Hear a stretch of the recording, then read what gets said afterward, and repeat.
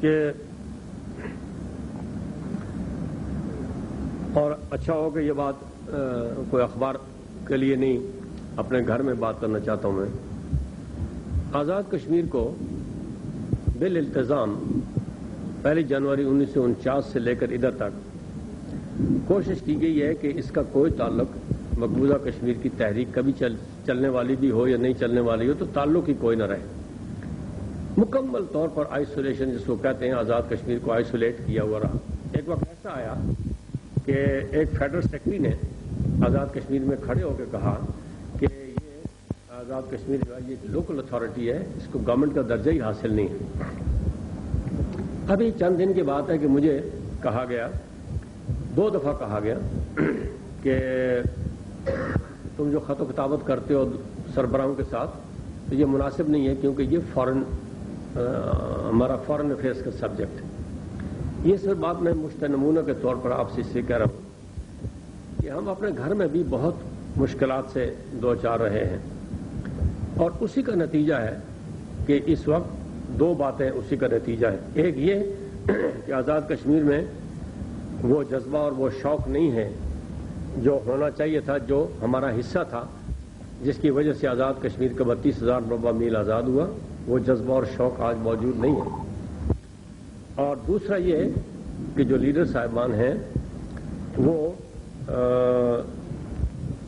سیاست کو زیادہ اپنی مرضی سے نہیں کرتے، کیونکہ آپ کو معلوم ہے ساری دنیا میں مصنوعی قیادتیں بہت ہیں، بلکہ جو بڑی بڑی قیادتیں ہیں، کئی، سب تو میں نہیں کہتا، لیکن وہ ساری مصنوعی ہیں، وہ فرضی بنائی جاتی ہے. کوئی CIA بناتا ہے، کوئی راو بناتا ہے، کوئی ISI بناتا ہے، کوئی موساد بناتی ہے، کوئی بے شمار مصنوعی قیادتیں ہیں جو دنیا میں ابھری ہیں. تو وہ بھی ایک سلسلہ چل رہا ہے. مگر اس کے باوجود میں آپ سے یہ عرض کروں، یہ تو ایک تکلیف دہ پہلو ہے، لیکن اس کے باوجود بائی اینڈ لارج اللہ کے فضل و کرم سے آزاد کشمیر میں سیاسی استحکام ہے. اور آزاد کشمیر نظریاتی طور پر آج، یعنی اگر کشمیر کی تحریک میں پوری طرح شریک نہیں ہے تو پاکستان کے ساتھ پوری طرح شریک ہے. ایک بڑا خطرہ یہ تھا کہ کہیں مشرقی پاکستان کی طرح آزاد کشمیر کو بھی بازی چاہت فعال نہ بنایا جائے اور مخالف نہ کر دیا جائے. اس کے امکانات بھی بہت تھے، اس پر بھی بہت کوشش کی گئی. تو اس محض پر بھی ہم نے بڑی جنگ لڑی اللہ کے فضل و کرم سے، اور رفتہ رفتہ آپ دیکھیں گے کہ خدا نے چاہا تو آزاد کشمیر کی تحریک آزادی میں ایک بڑا نمایاں کردار ادا کرے گا. ساتھ ہی میں یہ بھی عرض کرنا چاہتا ہوں، آزاد کشمیر میں ہمارے لیے ایک بڑا چیلنج یہ ہے کہ ہم آزاد کشمیر کی خود اپنی آزادی کو محفوظ رکھیں. اگر آزاد کشمیر کی اپنی آزادی محفوظ نہیں رہتی تو کشمیر میں آزادی کی تحریک کے چلنے کا کوئی امکان نہیں ہے سرے سے. اس کا بہت بڑا تعلق ہمارے ساتھ آزاد کشمیر کے اندر آزادی سے ہے. اس کو بھی برقرار رکھنے میں بڑے پاپڑ بیلے گئے ہیں، بڑی کوششیں کی گئی ہیں، تب جا کے وہ آزادی وہاں ابھی تک برقرار ہے. اور جو کوششیں آزاد کشمیر کو، مسئلہ کشمیر کو ختم کرنے کے لیے کی جاتی رہیں، ان کا راستہ بھی ہم نے بہت کامیابی کے ساتھ خدا کے فضل و کرم سے روکے رکھا ہے. تب یہ تحریک آج چل رہی ہے جو وہاں چل رہی ہے. ان سب چیزوں کے بیک گراؤنڈ میں اس کو اگر آپ دیکھیں تو کوئی ایسی مایوسی کی، ایسی پریشانی کی بات انشاءاللہ نہیں ہے.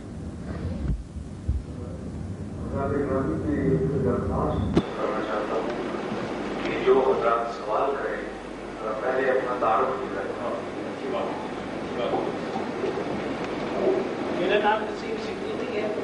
دراصل میں آپ سے پوچھنا چاہتا ہوں کہ پاکستان جس طریقے سے مسئلہ کشمیر کو پیش کرتا ہے وہ صرف ہیومن رائٹس کی وائلیشن ہے. تو کیا اگر ہندوستان ہیومن رائٹس کی وائلیشن ختم کر دے تو کیا کشمیر کا مسئلہ حل ہو جائے گا؟ اور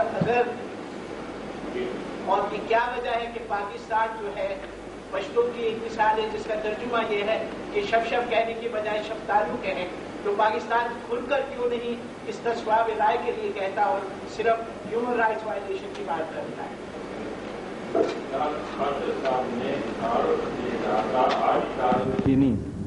آپ نسیم صدیقی صرف نہیں ہیں، ڈاکٹر نسیم صدیقی پروفیسر پشاور یونیورسٹی ہیں.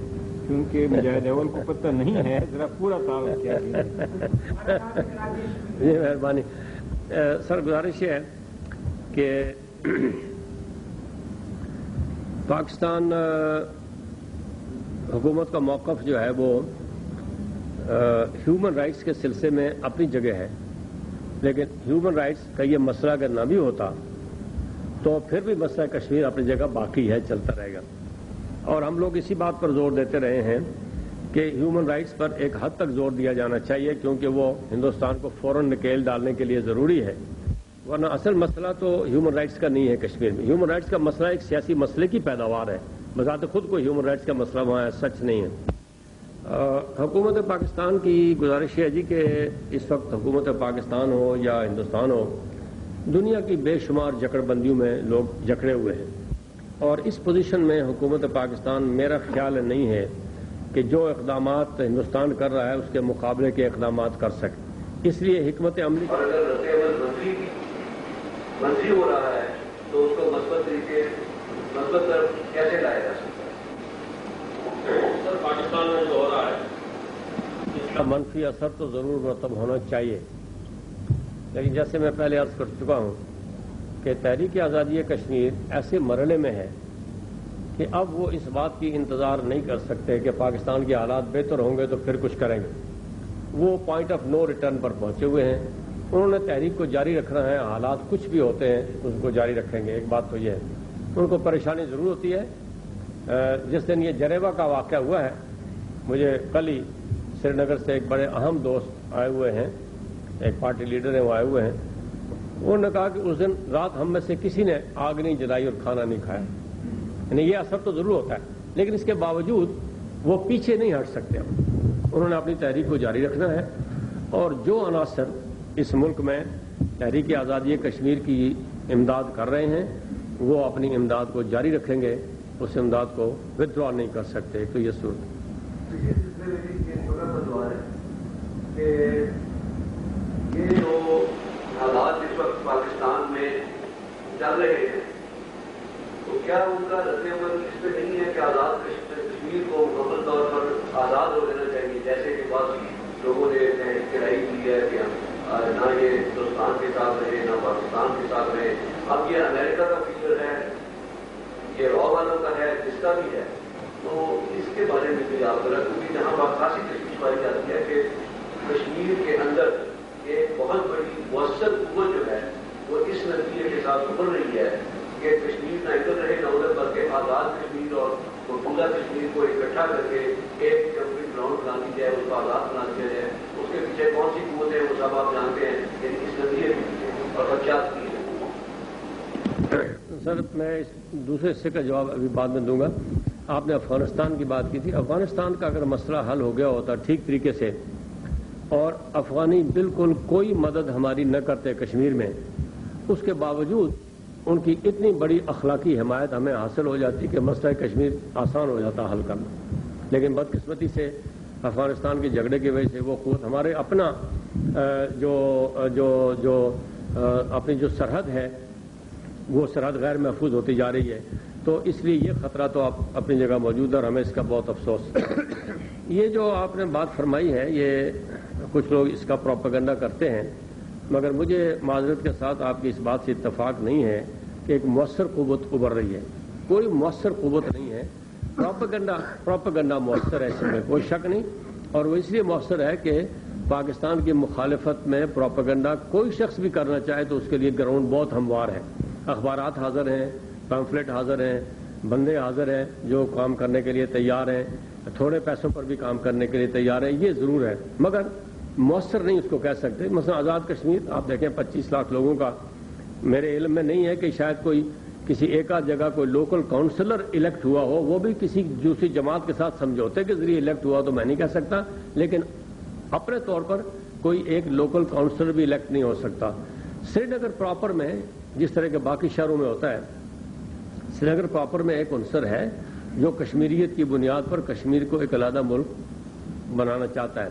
لیکن اگر آپ سارے کشمیر کے آبادی کا تناسب دیکھیں اور کسی وقت بیٹھ کے اس کو غور کریں کس کس علاقے میں کس خیال کے لوگ رہتے ہیں. مثلا اس وقت کشمیر میں جتنی جماعتیں برسر پیکار ہیں وہ سب جماعتیں سوائے ایک جماعت کے، سب جماعتیں علاقے پاکستان کی حامی ہیں. 100% ایک جماعت ہے صرف جو خود مختاری کی بات کرتی ہے. اس جماعت کے اندر بھی ایسے عناصر موجود ہیں جو خود مختاری کی بات مصلحتاً کرتے ہیں کہ ہندوستان سے جان چھڑانی چاہیے، ورنہ وہ خود مختاری پر بلیو نہیں کرتے. تو اس لیے ایسی کوئی پریشانی کی اور کوئی فکر کی بات اللہ کے فضل. مجھے اس کا کوئی علم نہیں ہے کہ اس کے پیچھے امریکنس ہیں کہ نہیں ہیں. مجھے ابھی تک یہ سمجھ میں نہیں آئی بات کہ امریکنس کا کیا انٹرسٹ ہے کہ وہ اس تحریک کے پیچھے کریں گے، کیونکہ امریکنس جانتے ہیں کہ اگر وہ خود مختاری کی حمایت کریں گے تو ہندوستان کی 600 ریاستیں خود مختاری کا دعویٰ کریں گی. اور امریکنس کا سب سے بڑا انٹرسٹ یہ ہے کہ ہندوستان کسی طریقے سے نہ ٹوٹے، بچا رہے. ہندوستان کو بچانے کے لیے وہ خود مختاری کا نام ہی نہیں لے سکتے سرے سے کشمیر کے اندر. یہ پتہ نہیں کہ یہاں لوگ بیٹھے ہوئے جو امریکن سے ملتے جلتے ہیں، شاید گرین کارڈ جو ہے اس کو حلال کرنے کے لیے اس قسم کی باتیں کرتے رہتے ہیں. کوئی سینس نہیں ہے اس ساری بات کے اندر. امریکنس کا کوئی انٹرسٹ مجھے نہیں معلوم کہ کیا انٹرسٹ ہو سکتا ہے. آج کے اس اجتماع میں افغان دانشور اور مجاہد جناب حاجی فرید، جناب نواب سلیم صاحب اور جناب فرید الرحمان سعید بھی تشریف رکھتے ہیں. اور کیونکہ افغانستان میں ایک بڑا اہم کردار ادا کر چکے ہیں، تو میں ان سے گزارش کروں گا کہ اس سلسلے میں اگر وہ کوئی سوال کرنا چاہیں.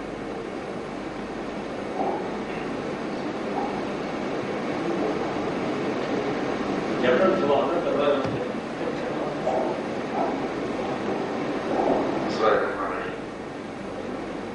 I think we have no question for Kashmir.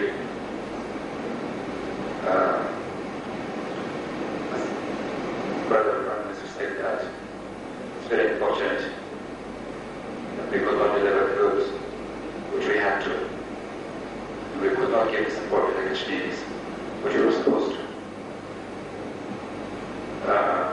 But anyhow, the Afghans have been, the Afghans are, and the Afghans will be fully behind the jihadi struggle of our Kashmiri brothers. We do not believe in empty words, and we are for giving full military, political, diplomatic support to our brothers in Kashmir. Mere words, rhetoric has never delivered goods anywhere, and Kashmir is not an exception. If we ought to see Kashmir liberated, conferences, seminars, it will play a role, but it will not be decisive. We have to come forward, Pakistanis, Afghans, Iranians, the whole Muslim Ummah, and we should retrieve the lands the Hindus have forcefully and illegally subjugated. I can repeat our support, moral, political, and otherwise, to our brothers in Kashmir. And inshallah that day is not far away, that our brothers will set an example by liberating Kashmir in the true sense, in which, unfortunately, the Afghans have failed. I will not blame Afghans for what is going on in Kabul. There is a huge conspiracy which the Americans have hashed against Afghanistan. The Americans, the West, the Zionists, they could not see Afghanistan, a country so armed, which could be turned as a peninsula blood. The amount of arsenals the Soviets left behind in Afghanistan could not be tolerated by the Americans. Second, this idea of jihad, which was spreading across the world, should have been killed. It should have been defamed. What they call fundamentalism should be defamed. Unfortunately, with the support of some self-sold elements in Afghanistan, with some commanders they have projected for the past 14 years, with that huge publicity, they have been able to achieve a lot, unfortunately. But again, I assure you, our brothers, inshallah, Afghanistan will emerge as a truly Islamic country, fully supporting our brothers in Pakistan, particularly the jihad struggle in Kashmir. Thank you. سردار صاحب میرا کر لینا جی please. وہ جو جنگ دو دیکھتے ہیں کشمیر کے لیے خاتون ہوتے ہیں. میرا سوال یہ ہے کہ اگر حالات بدلتے کبھی دیر نہیں لگتی، ہم نے इस्तीफा राय का भी सुना, फिर ताशकंद के होते हुए शिमला भी पहुंच गए, लेकिन अभी तक तो कुछ दिखाई नहीं। आपकी आज की बातों से तो और भी जरा दिल परेशान हो गया। मैं साफ कहूँगा, मैं तो ज्यादा वो हो गया कि भाई ये बिल्कुल ही। मेरा सवाल सिर्फ ये है कि थर्ड ऑप्शन के मुताबिक मैं मानता हूँ कि हम काफी रखते हैं, लेकिन अगर कल हालात और वाक़यात ऐसे हो जाए कि हिंदुस्तान ये फैसला कर ले कि हम कश्मीर को छोड़ रहे हैं, ये एक, और कश्मीर ना पाकिस्तान को मिले ना हिंदुस्तान को मिले, और ये एक आजाद रियासत की हैसियत से ये एक। दूसरा जो ऑप्शन है वो ये है कि अगर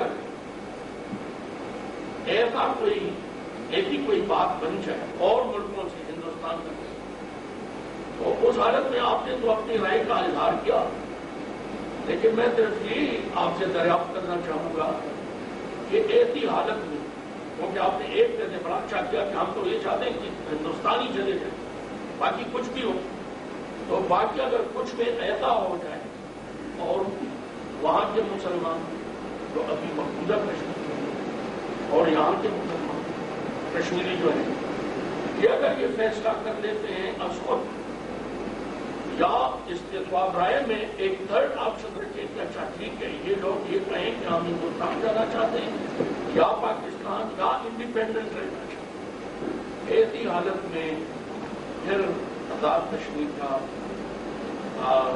और पाकिस्तान का क्या होगा? सर, बात यह है कि एक हिस्से का तो मैंने जवाब दे दिया था कि अगर हिंदुस्तान ये कह के छोड़ना चाहे कश्मीर को कि साहब हम तो इसको खुद मुख्तार करते हैं, आज़ाद कश्मीर के बारे में तो कुछ कह नहीं सकते क्योंकि वो तो हमने लड़ के लिया हुआ है, वो तो कोई आसानी से न कोई छोड़ेगा तो न देगा न लेगा।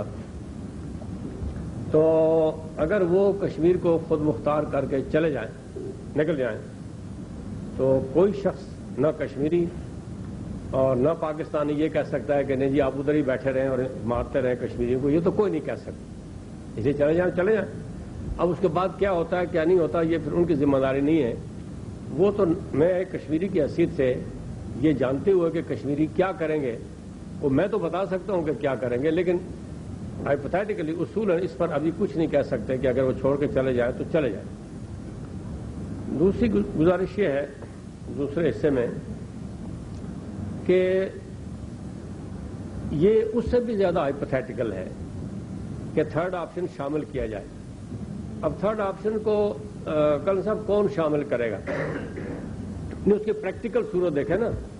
यानी एक तो ये है कि कश्मीर खुद मुख्तार हो जाए, एक ये है कि वो कैसे हो। अभी दो बिल्कुल अलग बातें हैं। अगर कोई स्ट्रेच ऑफ इमेजिनेशन ऐसा है कि हादसा हो जाए, मुआवजा हो जाए, एकदम कश्मीर खुद मुख्तार हो जाए, उसका तो कोई इलाज हमारे पास नहीं। लेकिन कैसे हो अगर उस पर आप गौर करें तो आप ये देखें कि यूनाइटेड नेशंस में जो करारदाद है उसकी इस्तीफा राय की, वो करारदाद नहीं है, वो एक एग्रीमेंट है जो अमेरिका, कनाडा और बरतानिया की इंटरवेंशन से फरीकों के दरमियान समझौते के तौर पर किया गया है। वो कोई वोट से पास होने वाली करारदाद नहीं है, वो एक समझौता है जो हुआ, उसमें कश्मीरी दोनों तरफ से शामिल थे और उसको अब चेंज करने का किसी के पास कोई इख्तियार सिरे से है ही नहीं। अगर तो वो चेंज कर सकते हैं तो फिर सारी 600 रियासतों के बारे में तब्दीली करना पड़ेगी, उनको भी वही हक देना पड़ेगा जो कश्मीरियों को देना पड़ेगा। और ये बात नामुमकिनात में से है, यानी बिल्कुल 100% इम्पॉसिबिलिटी है। इस इम्पॉसिबिलिटी को हम अपनी गर्दन में खामखा क्यों डाल लें जब ये बात होने वाली ही नहीं है और न इसको कोई टच कर सकता है। सारी पार्टीशन प्लान अपसेट करनी पड़ेगी और फिर दोबारा हिंदुस्तान को तकसीम करना पड़ेगा। ये कौन करेगा कश्मीर के लिए और कश्मीरियों के लिए, किसके लिए? ये तो बिल्कुल नामुमकिनात में से बात है। मैं सर यही जवाब एक्सपेक्ट कर रहा था, क्योंकि इस जवाब के ऊपर मेरा एक और छोटा सा सवाल है और वो ये है कि 43 साल में तो कोई इम्प्लीमेंटेशन उस एग्रीमेंट की नहीं है। हमने एक आध जंग भी इसके लिए लड़ा कि किसी ने की, 2 दिन लड़ी। खैर जी वो आपने भी लड़ी है, मुझे पता है, 48 की जंग का पूरा अपने पास है। सवाल ये है कि वो तो इम्प्लीमेंटेशन इस वक्त नहीं हुआ। हमने तो आजमाई भी की कि जिन्हें नहीं हुआ, अभी पता नहीं कितना दौर है। सवाल मेरा ये है सर कि जब ये होता नहीं है तो हमें क्या करना चाहिए? जो चीज होने वाली है वो नहीं होती तो एक अनहोनी बात करना शुरू कर दें हम, जिसने होना ही नहीं है सिरे से। वो ठीक है, ना तो अनहोनी हुई और ना होनी नहीं मैं आज तक नहीं सर, ठीक है मैं मानता नहीं बहस नहीं, मेरी गुजारिश सुन रहे ना, नहीं बहस नहीं करते। मैं सिर्फ ये सवाल करता हूँ कि चलो अनहोनी तो नहीं होनी है, ये जो होनी थी इसका क्या करेंगे? मैं वही अर्ज करता हूँ कि इस वक्त दुनिया में जो प्रेशर है वो सारा एक होने वाली बात के सिलसिले में है कि ये बात दुनिया ने मानी है, तस्लीम की है। क्लिंटन का स्टेटमेंट आपने पिछली दफा पढ़ा, यूनाइटेड नेशन के सेक्रेटरी जनरल का आपने पढ़ा। दुनिया सारी में एक होने वाली बात पर जोर दिया जा रहा है कि सब ये बात इस तरह होना चाहिए।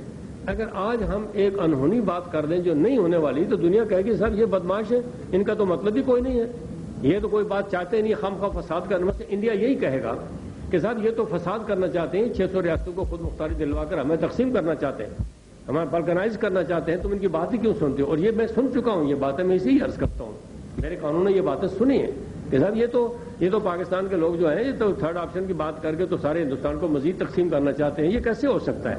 और अमेरिका की सबसे बड़ी परेशानी, सबसे बड़ी दिलचस्पी ये है कि हिंदुस्तान तकसीम न हो, वो बट न जाए और टुकड़े टुकड़े न हो जाए। तो इसलिए हम ऐसी बात क्यों करें कि जिससे हम हिंदुस्तान के हाथ में अपने खिलाफ एक और हैंडल दे दें कि जिससे वो हमें सारी दुनिया में रुस्वा करे, जलील करे और हम न इधर के रहें और न उधर के रहें। ये वो पोजीशन है थर्ड ऑप्शन के बाद।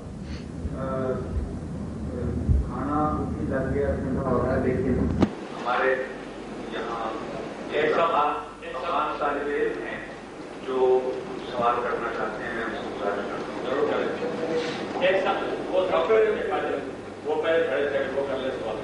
मेरा नाम शुभेद अख्तर है और तारुफ की बात प्रोफेसर साहब ने की तो मैं अव्वल वाक़िअ पाकिस्तानी और मैं पाकिस्तान के मफाद को सबसे पहले रखता हूँ। सवाल मेरा ये सर कि अभी आपने कहा कि इस्तिस्वा में राय की करारदाद पास नहीं हुई थी, बल्कि बाकायदा पाकिस्तान और हिंदुस्तान में एक मुआहदा हुआ था जिस पर पाकिस्तान, कनाडा और एक मुल्क गवाह के तौर पर। उसके बाद जब शिमला मुआहदा हुआ वो भी दो मुल्कों के दरमियान एक मुआहदा था और उसमें क्लियरली लिखा हुआ है कि जो सीज फायर लाइन है, जो कंट्रोल लाइन है, उसको हम बैनुल-अक़वामी सरहद के तौर पर तस्दीक कर लेंगे। सर ये वोटिंग है, मौलाना हुसैन यादी ने अपनी किताब में बाकायदा उसकी वोटिंग की है। सर शिमला हमारा मौजूद है, कोई खत्म नहीं होगा। दूसरा सवाल जो है वो पाकिस्तान के हवाले से है कि अखबारों में कुछ खबरें ऐसी छपी हैं कि आज़ाद कश्मीर की सुप्रीम कोर्ट ने ये वर्डिक्ट दिया है कि शुमाली इलाका जाट और गिलगित का जो इलाका है वो आज़ाद कश्मीर का हिस्सा है और आज़ाद कश्मीर की हुकूमत को चाहिए कि उसके ऊपर कब्जा करें। इसके बारे में आपका क्या कहना है? ठीक है, मुझे अफसोस है कि शिमला मुआहदे के बारे में आपने जो इंटरप्रिटेशन बताई है ये तो मैंने 20 सालों में पहली दफ़ा सुनी है। इसका तो कोई वजूद ही कहीं सिरे से नहीं है। ऐसी कोई इंटरप्रिटेशन, ऐसा कोई क्लॉज शिमला मुआहदा के अंदर बिल्कुल सिरे से मौजूद नहीं है। दूसरी बात यह है कि सुप्रीम, और ये इंफॉर्मेशन को ज़रूर करेक्ट करना चाहिए क्योंकि आजकल दुनिया में फसाद ही सारा इंफॉर्मेशन का है। तो दूसरी बात यह है कि सुप्रीम कोर्ट में हाई कोर्ट, आज़ाद कश्मीर के हाई कोर्ट ने जिसमें पाकिस्तान का अटॉर्नी जनरल जिसको रिप्रेजेंट कर रहा था गवर्नमेंट पाकिस्तान की तरफ से, उसमें उन्होंने कंसीड किया है कि शुमाली इलाका जात रियासत जम्मू कश्मीर का हिस्सा है, आज़ाद कश्मीर का हिस्सा किसी ने नहीं कहा। ये दो बातों में बड़ा फर्क है। रियासत जम्मू कश्मीर का हिस्सा है। इसमें तमाम मुआहदे, कराची एग्रीमेंट जो चीन के साथ एग्रीमेंट हुआ उन्होंने किया, अपने असद खान साहब ने किया, तमाम एग्रीमेंट जो है इसी बात की शहादत देते हैं कि ये इलाका रियासत जम्मू कश्मीर का हिस्सा है। यहाँ रियासत ने गवर्नर अपॉइंट किया था, लंबी तारीख है, मैं उसमें नहीं जाना चाहता। तो सुप्रीम कोर्ट ने, हाई कोर्ट ने दो वर्डिक्ट दिए। एक वर्डिक्ट ये दिया कि ये रियासत जम्मू कश्मीर का हिस्सा है, दूसरा कहा कि आज़ाद कश्मीर की गवर्नमेंट जाकर इस पर कब्जा कर ले।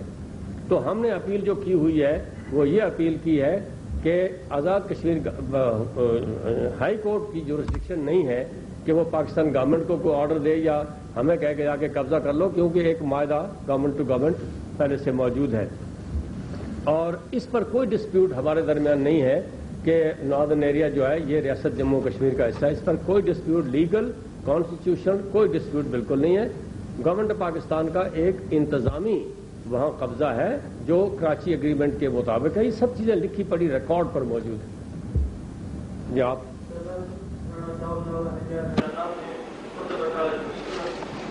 اور میں پاکستان سے چل کر پورے کشمیر کی طرف کو لے جانا چاہتا ہوں. اور سوال میرا یہ ہے کہ پاکستان میں ہم جس طرف تجربے سے گزر رہے ہیں اسی طرف تجربے کی طاقت کشمیر میں ظاہر کیا جا رہا ہے. اور کیونکہ وہاں بھی جہادی تنظیمیں جو ہے وہ کثرت سے ہیں, تو اگر ان جہادی تنظیموں کے درمیان کوئی معاہدہ نہ ہو سکا یا ان کے درمیان کوئی اتحاد نہ ہو سکا, کوئی ایک یونٹی ان کے درمیان نہ آ سکی, کوئی پلیٹ فارم نہ بن سکا, تو اس کے مسئلے کشمیر پر کیا اثرات مرتب ہوں گے. اور اسی عدم استحکام کی اتجاہ کو مد نظر رکھتے ہوئے کشمیر کے مستقبل کے بارے میں مستقبل کو کس نگاہ سے دیکھتے ہیں؟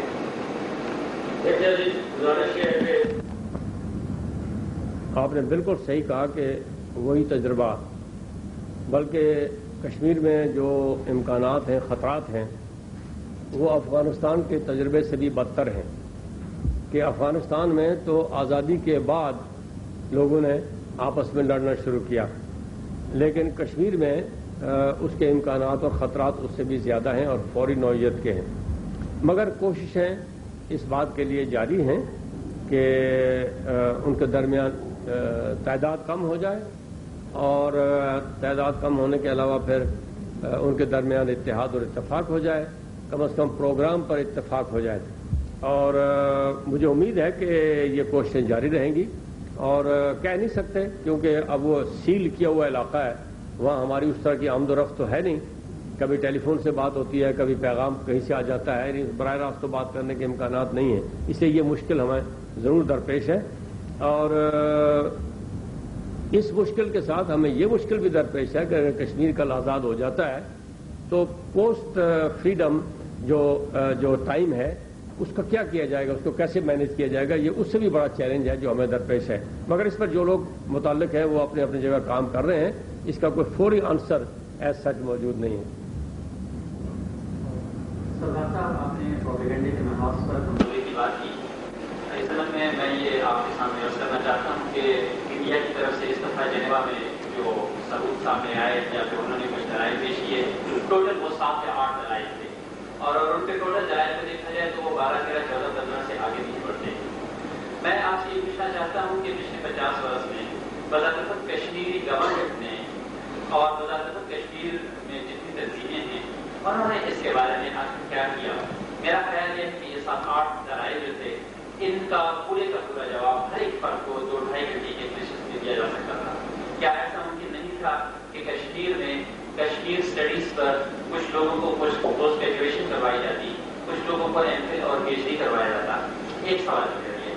دوسرا سوال یہ ہے کہ کیا کشمیر کو اس چیز نے نقصان نہیں پہنچایا کہ وہاں بدقسمتی سے کوئی متفقہ لیڈر نہیں ہے, وہاں کوئی نیلسن منڈیلا نہیں ہے, وہاں کوئی یاسر عرفات نہیں ہے, اور وہاں جتنے بھی لیڈرز ہیں وہ سب کے سب وہاں لوکل الیکشنز میں اور لوکل پالیٹکس میں اس طریقے سے پولش کر رہ گئے ہیں کہ ان کے لیے اس سے اوپر اٹھ کر کشمیر کے قوم کو پوری دنیا میں پھیلانا وہ ناممکن ہے. کیا ایسا ممکن نہیں ہے کہ آپ جیسا کوئی فرد اس لوکل پالیٹکس سے اوپر اٹھ کر نیلسن منڈیلا جیسا کردار ادا کرے؟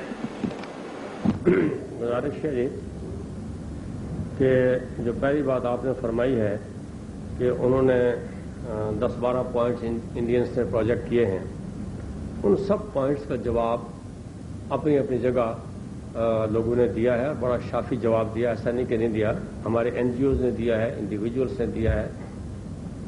گورنمنٹ کی مشکل میں نے آپ سے عرض کیا کہ گورنمنٹ کی بات یہ ہو گئی اس دفعہ کہ جنیوا میں نہ فارن منسٹر تھے نہ فارن سیکرٹری تھے, اور جو صاحب وہاں گئے وہ 17 دن میں سے 15 دن تو ملے ہی نہیں, اور 2 دن پتہ نہیں وہ بھی میں ذکر نہیں کرنا چاہتا کہ کیا ہوتا رہا. تو اس لیے پولیٹیکل سائڈ تو جنیوا میں بالکل ایبسنٹ تھی, مکمل طور پر ایبسنٹ تھی. جو تھوڑا بہت کام ہوا وہ فارن آفس کے چند سرکاری ملازمین نے کیا, اور اس کے علاوہ ہمارے جو NGOز تھے 2-3 انہوں نے وہ کام کیا جو کچھ بھی کیا. لیکن اس کمی کو پورا یہ NGOز نہیں کر سکتے تھے. جواب کی حد تک تو کوئی ایسی بات نہیں ہے کہ جو جواب ان کا نہیں دیا گیا. اس میں PhD کروانے کی بھی ضرورت نہیں ہے, اگر ہو تو اچھی بات ہے, لیکن اس پر بہت کچھ لکھا گیا ہے, ہم نے خود لکھوایا ہے, بہت کچھ لکھوایا کہ ہندوستانی کیا کہتے ہیں, اس کا جواب کیا ہے وغیرہ وغیرہ. دوسری بات جو آپ نے کہی ہے اس کا کوئی انسٹیٹیوشنل ارینجمنٹ نہیں ہو سکتا. کہ کوئی نیلسن منڈیلا ہم بنا دیں یا کچھ کریں. اور لوکل پالیٹکس سے اتفاق کی بات یہ ہے کہ جو لوگ تحریک آزادی میں اس وقت کام کر رہے ہیں وہ اسٹیچر کے لحاظ سے کوئی زیادہ بڑے لوگ نہیں ہیں، مگر اپنی اپنی جگہ ریپرزینٹ کرتے ہیں اور وہ اکٹھے ہیں. اس لیے کلیکٹو اجتماعی قیادت آج مقبوضہ کشمیر کے اندر موجود ہے. جہاں تک ہماری سائڈ کا تعلق ہے، ہمارے ہاں ایک الیکٹڈ گورنمنٹ ہے اور خدا کے فضل سے وہ بھاری اکثریت سے الیکٹ ہوئی ہے. اگر اس کو نہیں کوئی مانتا تو مجبوری کی بات ہے، ہم کچھ نہیں کر سکتے. لیکن ہمارا جھگڑا بھی کوئی نہیں ہے ایز سچ اپنی جگہ. وہ ایک واحد فرد کی جو قیادت ہے بڑی آئیڈیل چیز ہے، مگر اس کے مہیا کرنے کا دنیا میں ساری تاریخ انسانی میں کوئی نظام ایسا نہیں ہے کہ اس کو مہیا کر سکے. وہ حادثے سے اتفاق سے پیدا ہوتی ہے، ہو جاتی ہے. یہی نیلسن منڈیلا جب چلا گیا تو سارے افریقن زور لگا کے کوئی نہیں بنا سکتے نیلسن منڈیلا. یہ ساری دنیا میں ہوتا ہے. تو ہمارے وہ اختیار کی بس کی بات نہیں ہے جو ہمارے سامنے.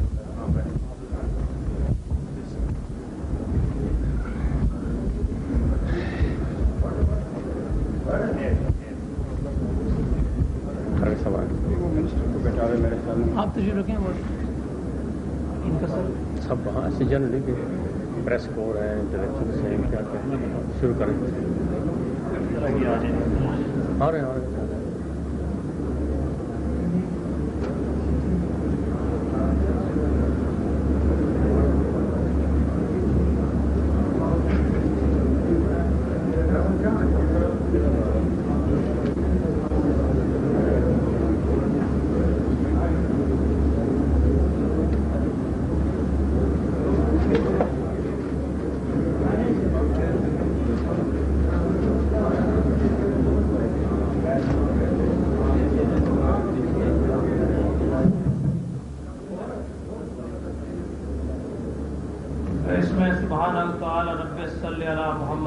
محمد اعوذ باللہ من الشیطان الرجیم بسم اللہ الرحمن الرحیم والعصر ان الانسان لفی خسر الا الذین آمنوا وعملوا الصالحات وتواصوا بالحق وتواصوا بالصبر صدق اللہ مولانا العظیم وصدق رسولہ النبی الکریم ونحن علی ذلک من الشاہدین والشاکرین والحمد للہ رب العالمین.